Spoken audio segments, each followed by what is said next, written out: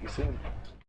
Hi everyone, and welcome for this first try of the Game Dev 2 interview for the release of the project. So we'll start right now with the project On a Wire.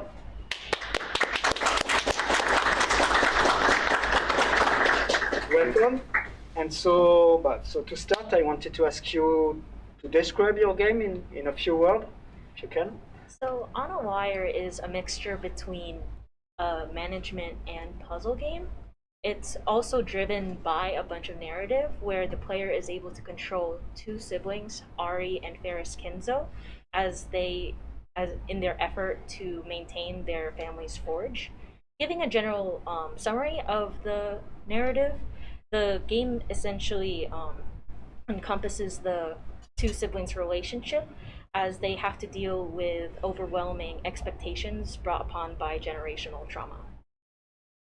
Okay, from memory, it's a kind of mix between kind of puzzle game or I don't know, like narrative game, a bit of adventure. So how, yeah, is that correct? How you? Yes, that is correct.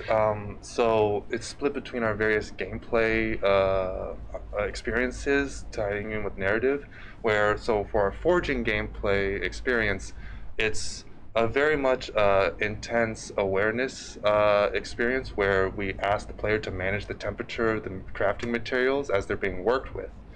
They have to stay aware and keep it balanced lest they ruin the final end result. To complement this, our enchantment process is a lot more cerebral, logical, almost relaxing sort of time, where the players are given enough time to think out their solutions, test out different options, and find the best possible puzzle solution. Both of these experiences mirror the characterizations of our main characters.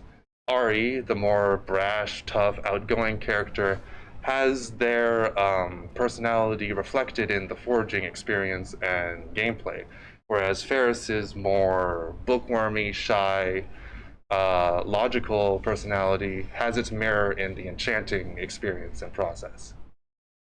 Okay, but your game rely a lot on like narrative content, and so I'm wondering how did you make the balance between, or my not, between like not having too much narrative because sometimes it could be a bit difficult in a game. How did you manage this balance in your team?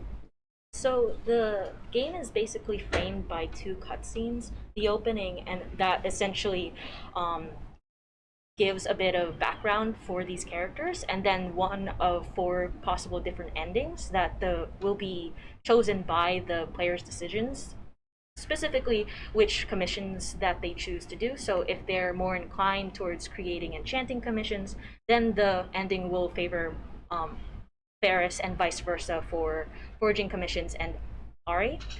In terms of how throughout the game the player is able to see more of this narrative, they're able to interact with various other NPCs throughout the game, and the player is somewhat encouraged to actually talk and interact with these NPCs due to the fact that these NPCs play a major role in the player's requirements for creating these commissions. So, for instance, they have to go to a shopkeeper to gather certain materials for a forging or enchanting item, which would then give them the opportunity to talk to these NPCs. Overall, there's also the themes of the game essentially questions the necessity of corporal punishment in parenting that Ari and Ferris have opposing views towards, where Ari would categorize it as abuse while Ferris would categorize it as discipline, which just overall breeds discord between their relationship.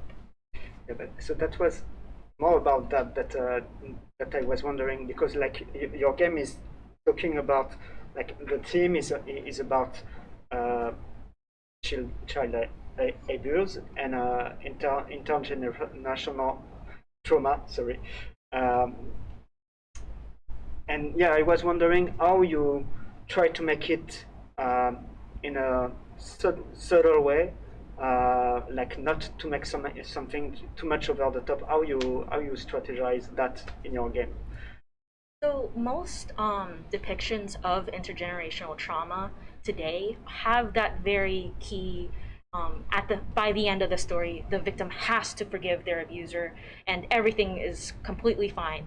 But essentially, real stories don't have that kind of progression. Real stories don't have like key moments that force characters to interact with one another. So in our game, the narrative is very much of a slow burn in terms of describing these kind of events, and this is even more illustrative in our visuals of the game because of how they actually provide a safe space because of the cartoonish style that is very nostalgic to our um, target audience, and overall serve as both as that facade to a safe space that the player is able to escape in and experience these while the looming threat of intergenerational trauma like begins to spell disaster for the siblings. Okay, thank you. That's really well made in your game. So I wanted to jump on something else that we see just a bit before on the screen. I consider, maybe it's me, that on the gameplay, like let's say the challenges are a bit difficult. I mean, the enchantment that we see that there was for me are a bit are a bit complex. So how you handle that, how you rank them, and how you design the enchantment puzzle. Yeah, so first let me just talk about the way we kind of start our design process. Really what we looked for is what the player's kind of intuition was and what they tend to do when just kind of confronted with this open map to look at. And then we try and put an obstacle in their way that stops one particular aspect that they generally gravitate towards. And so an example of this could be a player might generally want to make really long chains that include all of the nodes. So we'll put something in their way so that they can't connect all nodes into one path, so that they have to split it up into two. And this makes the player kind of think and go a little bit past their intuition and think of a problem in a new way, so that to solve it, they have to then, in that example, split it up into two paths or three, and that gives them something more interesting. And addressing your gameplay question, or sorry, difficulty, generally what we looked at is we tried to help the player kind of ease them into it in a couple of different ways. So one of the first ones is that we sorted their kind of different enchantment maps based on difficulty. So you'll get easier ones first and they'll get progressively more difficult.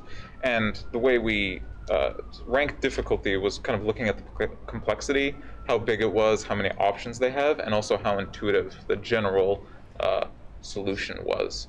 So you are saying that the one that I tried was the easiest one? I don't know exactly which one you were referencing. It was at the beginning of the game. So.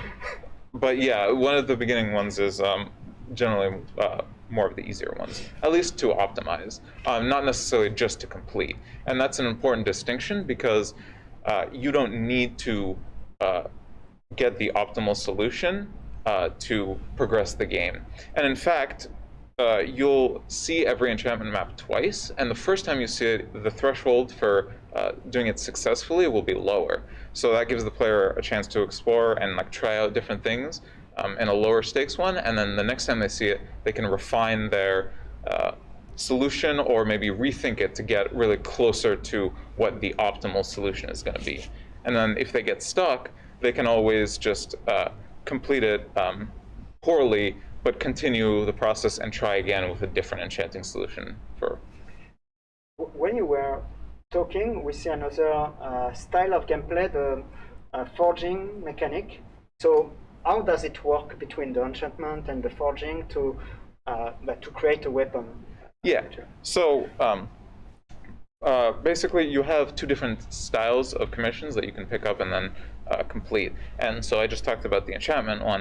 The other one is the forging one, where you can create mundane weapons for more normal townspeople, not so lucrative customers, but still very important. And to do this, broadly speaking, you need to hammer a block of metal into the shape of whatever tool or weapon you want. And to do this, you need to click on the various parts of the metal, and this will spread the metal out in a circle around your cursor. And so that allows you to spread the metal out into the various areas. And in addition to this, you'll have to keep track of your heat that's displayed in the left. And it's important because the higher it gets, the more malleable the metal will be, so the more it'll spread. And this allows you to cover area very quickly and more efficiently. Whereas when it gets lower, it gets smaller and you can do more precise detail work and get those really small corners and other objects. And while you're doing this, you also have to be very careful that it doesn't go too low or too high, because if it gets too high, the metal will completely melt, resetting your progress, and you have to start again. Whereas if it gets too low, the metal will cool down, become brittle, and become unworkable, meaning that you have to basically live with whatever you have at the time, and it'll be submitted, and you have to then turn it in. Do you have a limited number of try, or it's you can start as much as it? No, it's really up to the player to see how much they want to continue this process. Okay. But they can spend a really long time if they want to, but generally, whenever they feel like they kind of got it, they can continue. Yeah, but so that was my question. My next question, like how long? It seems that you have a lot of content. So how long you consider the approximate time to finish the game? Well, a single playthrough all the way for a single ending should take someone around 1 to 1.5 hours. However, if a person wanted to see all 4 endings, complete every single commission puzzle, and view every single one of the over 600 lines of dialogue in this game, we estimate that a completionist run like that, playing the game over and over, would take closer to 5.5 hours maybe, due to the repetition. That's a lot. That's really a lot. Okay, so thank you. I think I do not have any other questions. So if you have any word to add, or at least how to get your game, that is the most important. Well, first off, thank you to all the viewers for your support and through this development process. You can find On a Wire live on our itch.io page, as well as get in contact with the team via Twitter and Instagram using our handle @ArcaneAnvils. That's anvils, plural. Beyond that, thank you very much, and we very much hope you enjoy our game. Thank you. Thank you very much.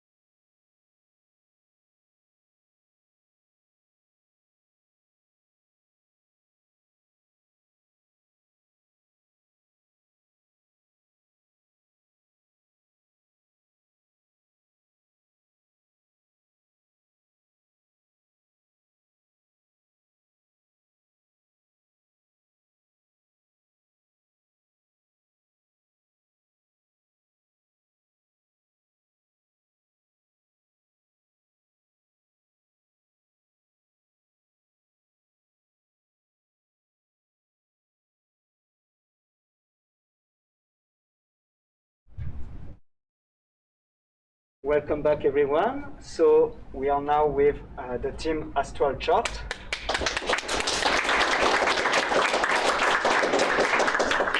So as for the previous one, I will ask you to describe your game in a few words.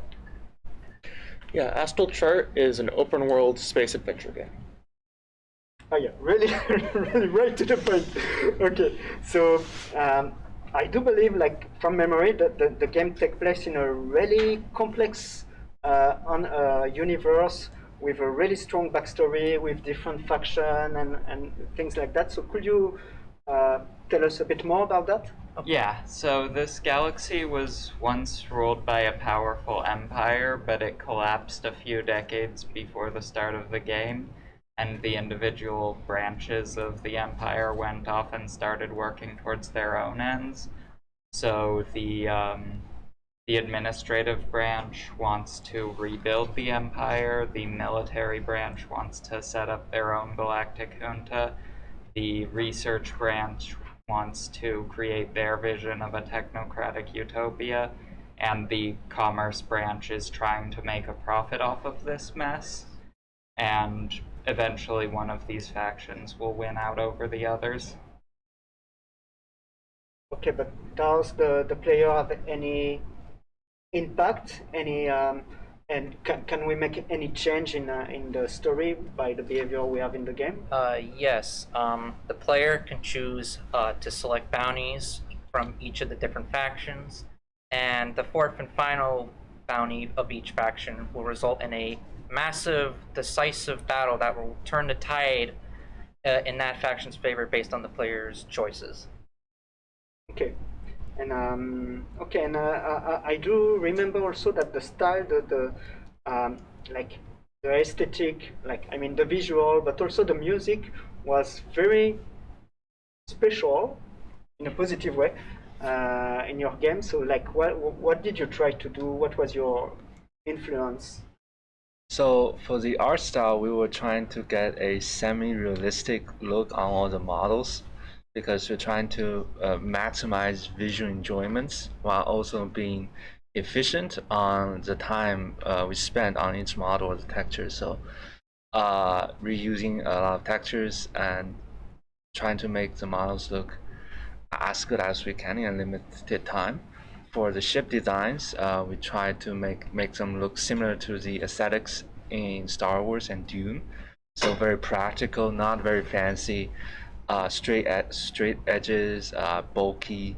So to more fitting into the narrative of being like in a time of great conflicts and not too much advancements. The backwards time, and the planets, environments themselves are also made to be as realistic as we can to fit with other models we have. And then for the music, yes, a lot of what we did was using non-major scales and irregular key structures. So, for example, using Dorian scales and melodies instead of just a major, and using some instances of 5/4. We took a lot of inspiration from a lot of games and other media, notably Risk of Rain 2 and Reassembly, both of which are games I respect, and their soundtracks really capture being an open space, being alone, the kinds of emotions I wanted to capture in this game. Of course, this game has different states, so I needed different songs to capture these different times.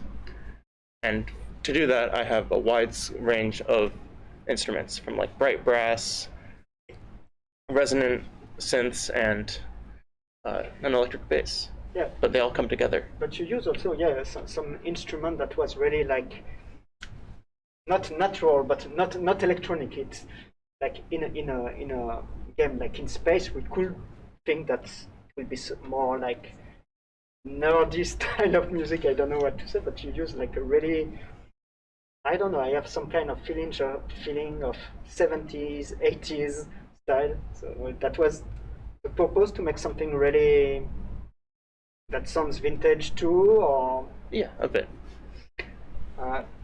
Okay. So let's go back on gameplay. I don't know to to where I need to talk, but what do we do in your game? Like, what's the Okay, so in the game, the player will like start with only a missile launcher and no reputation on any of the factions, and the player will start like doing the missions to gain reputation for the each of the factions to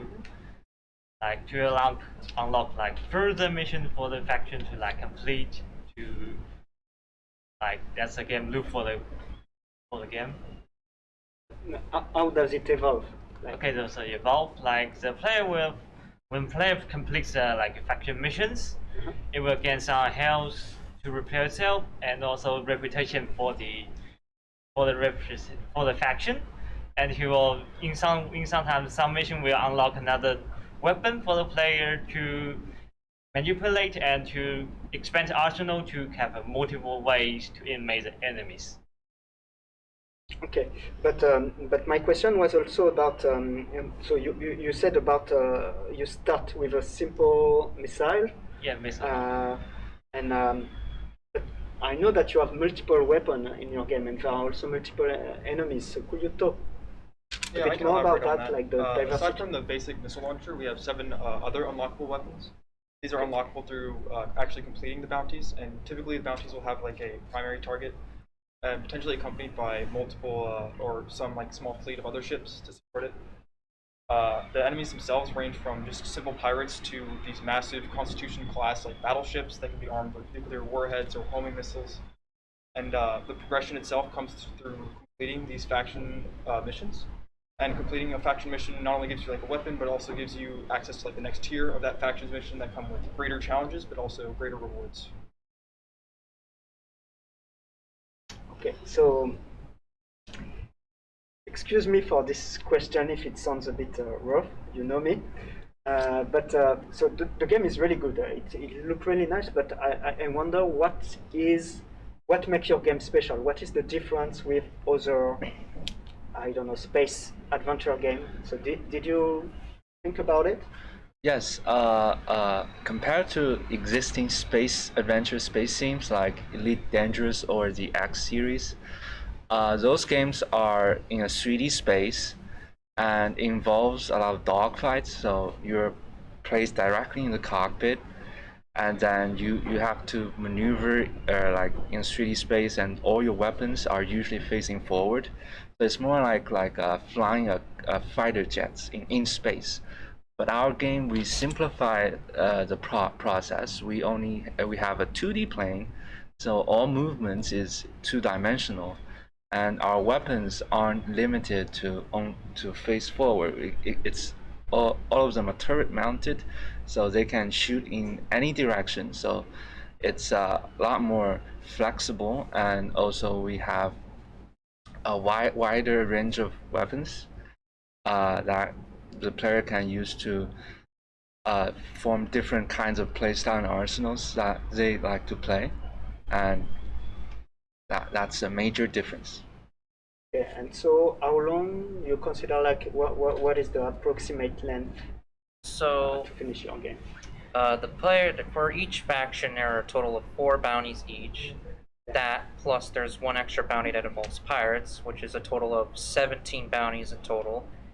It'll take between 8 to 15 minutes per bounty, so the player should expect approximately 2.5 hours of total gameplay. Also, progress does not carry over whenever they die, so basically they have to start fresh each time. Okay. Okay. So thank you for this presentation. That's all my questions. So do you want to add anything, or at least as for the previous one, where can we get your wonderful game? Yes. So I just want to say out here to the audience, thank you so much for supporting us in AstroChart, and we're glad to make it through our developmental process. So you can find our game actually on 2 sites. We have a website, astralchart.weebly.com, and we have an itch.io page, itch.io, astral-chart. And that's where you'll be able to get our game. Thank you. I just wanted to add a few words for Ivan and Agnes. that are sick, so they haven't been able to be with us today. They work on your project too. They work hard. So I hope they will feel better soon. I don't know if they watch us during the stream, but I really hope you will get better soon. And thank you for your game.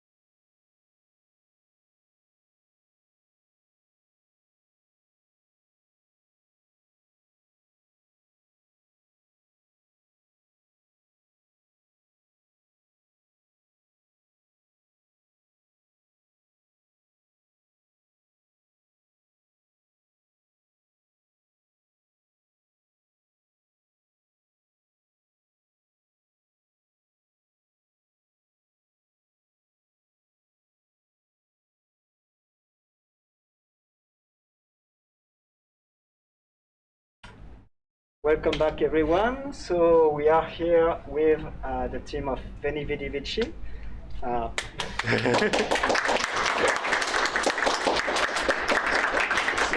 as for everyone, I will ask you to describe your game in a few words. Yes, so Veni Vidi Vici is a combination of multiple genres. First and foremost, rhythm games, fighting games, creature collectors, and fighting games as well.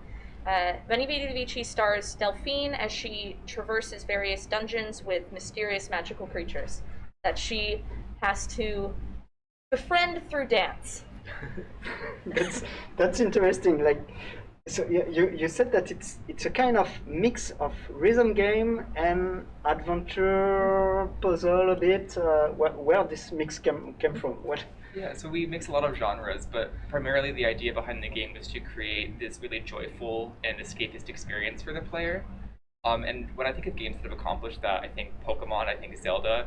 These are games that have like really big worlds that you want to explore. So you have the puzzles, you have the adventure in there already, but more importantly, they have these characters, these creatures that you really want to meet and you really want to talk to and interact with. So that is what we started with, but then we were thinking of, well, how can we make our game different? And we wanted to have a mechanic that really embodied that idea of like happiness and of joy for the player, and we thought, well, what's more happy than dancing? So we have more fast-paced combat than other games in the genre, and we think that brings us a little bit further outside the box. And so that's where the idea for the rhythm aspect came in. And then also kind of to add on to that, eventually we did pivot as well to kind of contrast this very joyful tone with the dances having a slightly darker narrative as well. Yeah, but you mentioned, I think it fit with the darker narrative. Like you mentioned Zelda and Pokemon, which is not darker at all. I think also maybe game like Okami or maybe Spiral Knight, where the exploration is something really important. So how did you handle that? Like it's something really that you focus on also in your design? Yeah, so yeah, as you say, like especially in the original sort of pitch in the beginning design, very much focusing on that like Zelda Pokemon thing, but sort of as we continued to develop, we definitely got more into the sort of Okami like Hyper Light Drifter kind of an area where we especially tried to focus on having a much more compact exploration system, right? Focus on compact exploration, where instead of, because in something like Zelda or in Pokemon, you've got this like whole giant world that you're really going all over the place. But we wanted to hone it in and have this sort of single temple that you're really getting to know over the course of the game, which I think we definitely transitioned to, especially as we got into later into development. Okay, so we need to talk about your battle system. It's quite hard, no? But at least for me, it was a bit hard. So I wonder, like, what is the type of player you are aiming for with this game? Yes, so we're definitely aiming towards people who have a bit of experience with both rhythm and fighting games. People So I do who not are have experience. But people looking definitely for a challenge, as you have experienced. The combat system is a bit difficult, definitely to get used to. But I think there is still, we aim for a bit of accessibility for players to get used to this system.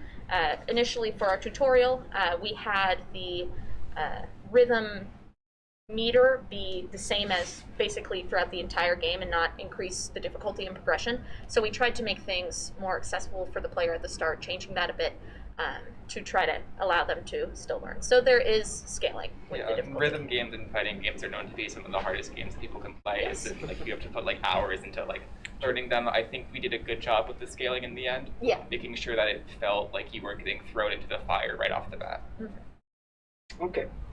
You mentioned also earlier the like kind of dark narrative. So basically, what is your game about, and what is the goal of Delphine, and why? Yeah, so it's really a game about contrast, right? Like especially since we're taking from games like Pokemon that you're known for being very cute, and we have these very cute creatures that you're interacting with, but at the same time, you have them. Sort of as you learn more about them, you learn, oh, hey, there's sort of these dark sides to them. You see a lot of that, and again, we'll talk about the narrative especially, but also the music, and that's really something that we have all over the place. So when you talk about like if any VG is a game about contrasts, Delphine's sort of stated goal is, removing the corruption from Ardera, but really it's about her realizing that the world that she's in is full of contradictions, and that she herself is full of contradictions, and trying to figure out sort of how to deal with that. You go a bit too fast. What is Ardera? Could you describe a bit the backstory? Yeah, I get a little bit ahead of myself. So the game takes place in a land called Ardera. Which is this sort of once great society that by the start of the game has mysteriously, the population has mysteriously vanished. And sort of one of the key things about Arderan culture that the game references a lot throughout the game is sort of this idea that they follow these three virtues of curiosity, humility, and ambition, right? That's something that sort of appears throughout the game. It's a very central sort of tenet, and we use it in a way to, first of all, connect Delphine to the world, right? But also signpost her journey, right? Because she starts off trying to figure out these things, as we say, sort of going through curiosity. Then she has to sort of learn what to do with the things that she's learned, sort of more humility. And finally, she has to sort of resolve to act upon what she's learned for the ambition side of things. Okay, thank you. You mentioned earlier, someone, I don't remember, the different move that we acquire during the game. So could you tell us a bit more, like, what? Yeah, in the combat system, we have three elements that we divide our creatures into. And so there's a pyretic element, a phloretic element, and an aquatic element. And you recruit the creatures and you learn these dances, and you can basically, it's a mix of rhythm and fighting game. You put in your inputs to the beat, you dance, and you do your attacks. And so there's a lot of attacks. How many attacks? There's 3 for creature, right? So three per creature, and then we have 15 in the game, and so you don't have them all Not at the same 15 time. creatures, 15 dances. 15 That's an important clarification. And so each of these dances has a different effect, and you can basically, when you recruit creatures, you expand your list of dances, and you can link them together to create cool combos to incapacitate your target. Yeah. How does it affect to the game? Like, then does it bring something different to have, Yeah. like? So when we were making the game, we had all these cute creatures that were really interesting. Players really liked, but we also want to make sure that that cuteness and that personality that they have goes into the gameplay as well. So to kind of add more nuance to the combat system, we decided to basically allocate certain sort of qualities to certain elements. So fire, the pyretic element, has a lot of ranged attacks that do a lot of damage. The fluoritic element has a lot of like heavy, big attacks, and then the aquatic element is more fast-paced. Doesn't do as lot of damage, but they can do really long, flashy combos. So the player can choose which ones that they like the most and which characters they like the most to kind of customize their experience and really express themselves through the gameplay. And so, how long is the game? Like? So while our game doesn't really have specific collectibles that you go and find, the creatures themselves kind of take on that role. So there are optional fights, and we found that if a player wants to go and collect all of the creatures and read up, all of the bits of narrative, interacting with NPCs, the game can take around an hour to complete. For the player who is more just wants to get right to the action, race right to the end, the game can be completed in closer to a half hour to 45 minutes. Okay. So that's all for me. If you have any word that you want to add, you're welcome. And again, where can we get your game? I think it's written on the screen. Yeah, right behind us. Yeah, if you look up there, it's itch.io. Whoa. So yeah, first of all, obviously we'd like to sort of thank everyone for tuning in. We have really enjoyed developing this game. I think it's been a rewarding experience for everyone. And we're excited to sort of share it with you, and we hope that you enjoy what we've made. So as we just said, you can see it. You find it right now on itch.io, and we're also going to be putting up the game soundtrack on YouTube. Yes, I think it'll be available in a playlist most likely later this week. Definitely keep posted on our social media pages. Because really, what's a rhythm game if you don't get the sweet tunes afterwards? And finally, we're actually continuing some development over the summer. And we're planning to have a Steam release during the end of the summer. Oh. Yeah. It's ambitious. Yeah. We are pumped to keep going. Yeah. Okay. So thank you. Thank you. Thank you.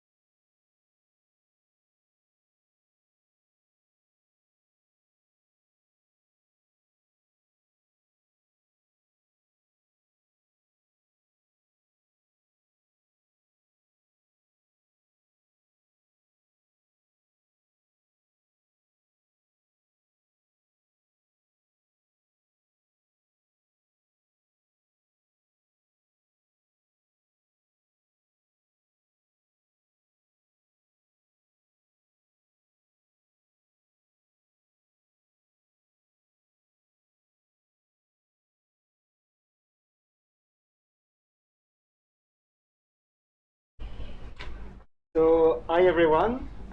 So I think we have a small technical problem. So I hope you will be able to solve it during the presentation. So we'll end this presentation today with the last but not least, Still Yourself. So I think, we have it. So you can describe your game in a few words. Sure, yeah. So Still Yourself is a 2D action shooter game where you play as Bastille, the greatest thief in the world. So the main gameplay revolves around stealing everything. So before the player can actually use any of the weapons in the game, they have to steal it from the enemies around them. Yeah, one thing I really like in your game is that it starts with with a simple tutorial. So that's not the thing I like. That's quite usual. But during the tutorial, you teach really fast the dashing feature, and so then we can dash during the entire game, and so that's really fun to have that. So could you describe a bit more the control that you have in your game? So when we were making the controls, we wanted the player to have definite related components with each in hand. The movement was on the left hand, and all abilities related to movement could be reached with one hand, and then all abilities related to attack could be reached with the right hand, which was on the mouse. We kept this parity with the gamepad controls as well, and we really think it gave a comfortable feel that allowed you to use abilities as frequently as you wanted when you wanted without misinputting or feeling fatigued. Did you realize that with this dashing feature, it offers a lot of potential in speedrunning? Yeah, actually, I did. Whenever I'd play through the game, I would actually dash around all the time, trying to get to the levels as soon as I spawned. And another thing that I found that was interesting was how if you're dashing the whole way through the game, it's actually it makes it a lot more difficult, because then you don't have the ability when you're around enemies, because it'll be on cooldown. And then another thing I tried was no-hit runs, but I've never actually been successful in doing one of them. So you said that you can steal the weapon from the enemy. So how does it work, and what kind of weapon can we steal? So in combat, when you're fighting enemies, if you deal a certain amount of damage to them, doing further hits will cause them to be stunned. When an enemy is stunned, if you dash through them, you will steal the weapon they're currently holding, and then be able to use it and fight with it as your own. There are two kinds of weapons, melee and ranged weapons. And if you notice as you're playing, even among those two categories, there's even more variety, and each one of those varieties is a unique gimmick. We wanted each weapon to feel cool to play with and cool to play against. We wanted you to go up to an enemy, see them use it, and it's like, I want that weapon, I'm going to take it for myself. That feeling of excitement.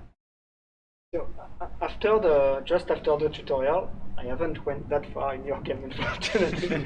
you have 2 or multiple paths, correct? Is Yes. that it? Yeah, so you start off in the town of Greed, called Mamtown, and the options left to you are to either go to the path of Envy or the path of Pride. And down these paths, you'll find different towns and different bosses. The path of Pride, if you go down there, you'll find the town of Pride, Luce, and its boss, Westwood, who is the world's greatest gunslinger. Then, if you go down the path of Envy, you'll find the town of Envy, Levy, and its boss, who is the world's greatest magician. These two and all of their minions are associates of the devil, and if you plan on finding your way to him, you're going to have to make it through them first. And how did you make this level feel or look a bit different?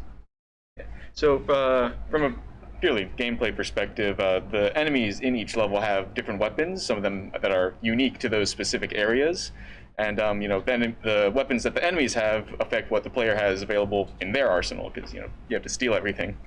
And then from a visual point of view, we wanted each level to reflect the theme of the city that it leads to. So Luce, for example, the town of Pride, is themed around the Wild West.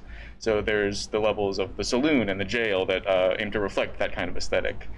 We also have specific music for each area that kind of helps set the tone and feel of the different levels themselves. And what this game is about? So what is the narrative like? What's the game is talking about? Yeah, so the goal of the game follows the character Bastille, as Leith mentioned. He is the world's greatest thief.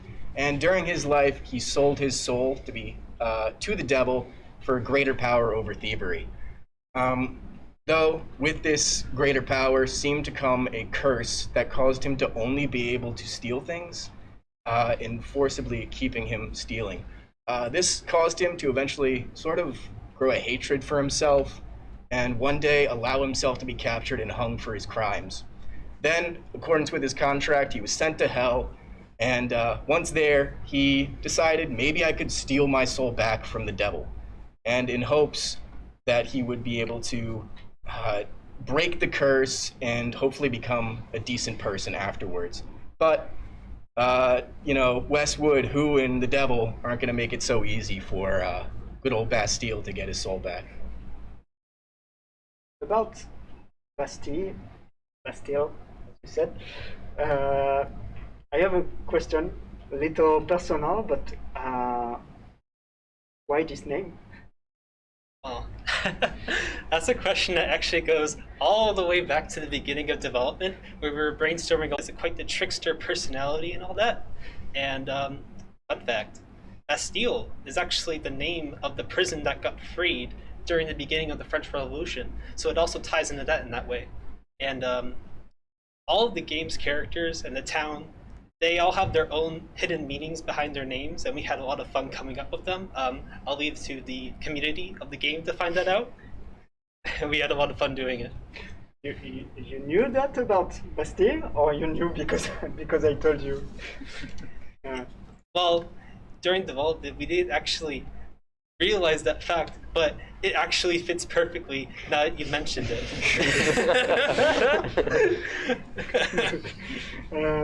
So yeah, that's anything. Yeah, no. How long take the game, and then where can we get it? So the game takes around an hour to complete. For a newer player, that's around where we found everything. Thanks for the interview again, and we put a lot of effort into making each area in the game. All players really just. You can find updates on our Twitter at Lunar Studio, and you can play the game by searching for Steal Yourself on h.io. Okay, thank you, and yeah, thank you for all of the present.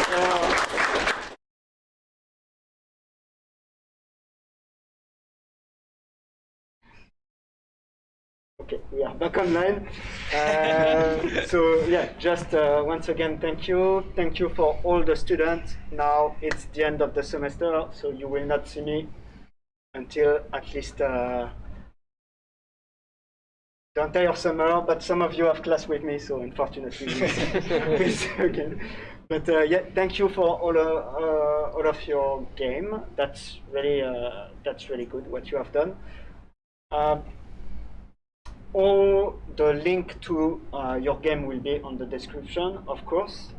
And I wanted to say one last thing, but I don't remember. Oh yeah, so yeah, that's all. Next time we see, it will be for the beginning of the Game Dev 2 Summer Edition, because we do the class in the summer too. So it will be a bit different, a bit more dense, and so a bit more intense, but also really interesting. So for the viewer, see you in 1 month, I think. And yeah, have a good break. Bye.